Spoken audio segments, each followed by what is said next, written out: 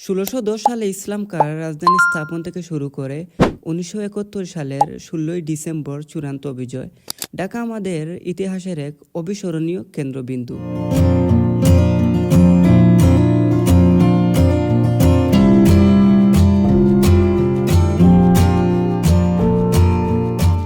আমি রাফিস ওয়ান্ডারিংস। ফাইনালি আজকে আমি চলে আসলাম প্রাণের শহর ঢাকায়। ঢাকায় রয়েছে একটি বিশাল মসজিদ বায়তুল মুকাররম, যা বাংলাদেশের জাতীয় মসজিদ হিসাবে পরিচিত। আবার ঢাকায় রয়েছে একটি বিশাল মন্দির, ঢাকেশ্বরী মন্দির, এটি বাংলাদেশের জাতীয় মন্দির হিসাবে পরিচিত। এখন আমরা যাচ্ছি মহাকালী ফ্লাইওভারে। এই জায়গায় অনেক বড় বড় আন্দোলন হয়েছে। আর বন্ধুরা, ঢাকা শহরের রিক্সা ভ্রমণের মজাই আলাদা।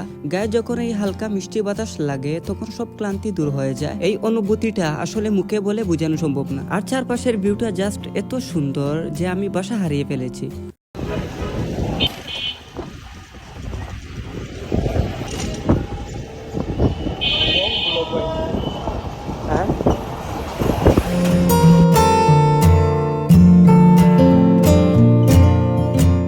রিক্সা থেকে নেমে গেলাম, এখন একটু হেঁটে সামনের দিকে যাচ্ছি। ঢাকার জ্যামের যে অবস্থা, তাতে গাড়িতে বসে থাকার চেয়ে হেঁটে যাওয়া অনেক দ্রুত হবে, তাই হাঁটতে শুরু করলাম।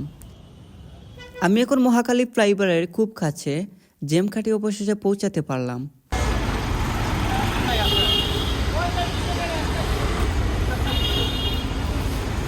এখানে দেখুন রাস্তার পাশে অনেক দোকান রয়েছে। আবার দেখুন ঢাকার রাস্তায় তো বিপুল পরিমাণ বাস গাড়ি চলে, যে জ্যাম হওয়াটা এখানে একদম স্বাভাবিক ব্যাপার। সামনেই একটা পথচারী সেতু দেখা যাচ্ছে, চলুন ওটার উপরে উঠি এবং উপর থেকে রাস্তার ভিউটা দেখি। এখানে এসেছিলাম সুন্দর দৃশ্য উপভোগ করতে, কিন্তু হঠাৎ এমন কিছু চোখে পড়লো যা দেখে মনটা খুব খারাপ হয়ে গেল। মশার উপদ্রব আর ধুলাবালির মধ্যে মানুষটা এভাবে ঘুমিয়ে পড়েছে, এটা দেখে সত্যি খুব খারাপ লাগছে। এই শহরের প্রতিটা মুড়ে মুড়ে এমন অনেক অসহায়ত্বের গল্প লুকিয়ে আছে। অভাবের তাড়নায় কত সুস্থ মানুষও এভাবে রাত কাটায়। কষ্ট আর বাস্তবতা তো আছেই, তবে যাই বলুন, এখান থেকে চারপাশের এই দৃশ্যটা কিন্তু সত্যি দারুণ লাগছে।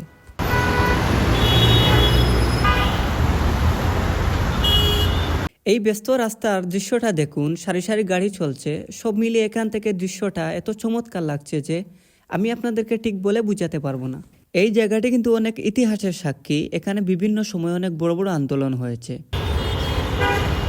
ঢাকার একটি জনপ্রিয় যানবাহন দোতলা বাস গ্রামের মানুষের কাছে একটি বেশ কৌতূহলের বিষয়, কারণ আমাদের গ্রামে এমন বাস সচরাচর দেখা যায় না।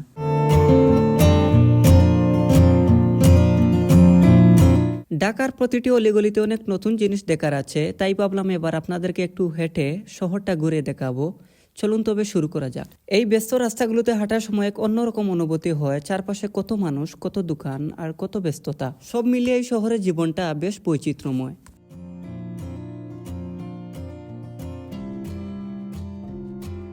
যেদিকে তাকাই সেদিকেই বড় বড় দালান কোঠা, এই ইটের দেয়ালের মাঝেই লুকিয়ে আছে লাখো মানুষের স্বপ্ন আর ব্যস্ততা।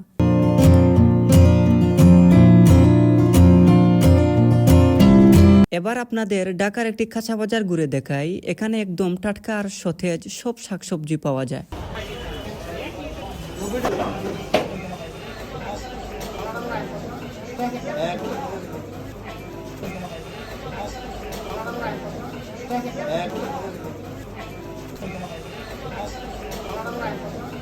এবার আপনাদের জন্য থাকছে ঢাকার চমৎকার কিছু দৃশ্য, একটি বিশেষ ঝলক।